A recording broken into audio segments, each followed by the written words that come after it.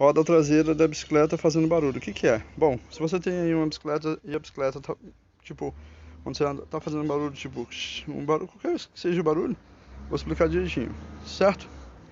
Para você saber seu rolamento é bem simples, tá? Você vai levantar a bicicleta, vai tirar o freio ali, no caso se for freio igual esse da frente, que é o V-brake, né? Que é esse freio V-brake aqui, certo? Aí você vai tirar, igual eu já mostrei como fazer. Bom, depois que você soltar o freio da bicicleta, tá certo? Você vai levantar e vai girar a roda da bicicleta. Se estiver, por exemplo, freando a bicicleta, é o rolamento, tá? Você vai tirar, vai passar graxa,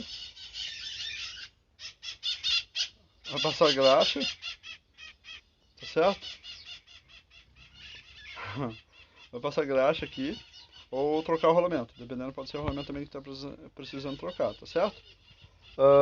Se for um barulho tipo na corrente, pode ser a corrente que está com defeito, no caso, certo? Ou pode ser simplesmente a catraca, ou no caso cassete. Precisa desmontar, colocar graxa, limpar, né, tirar poeira e tudo mais. Ou trocar o rolamento. Ou pode ser o câmbio aqui, ó, tá?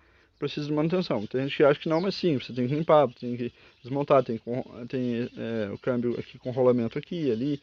Então, o próprio câmbio mesmo tem que colocar graxa em um certo ponto, óleo, o cabo, não tem que ser feita a troca, então é isso, certo?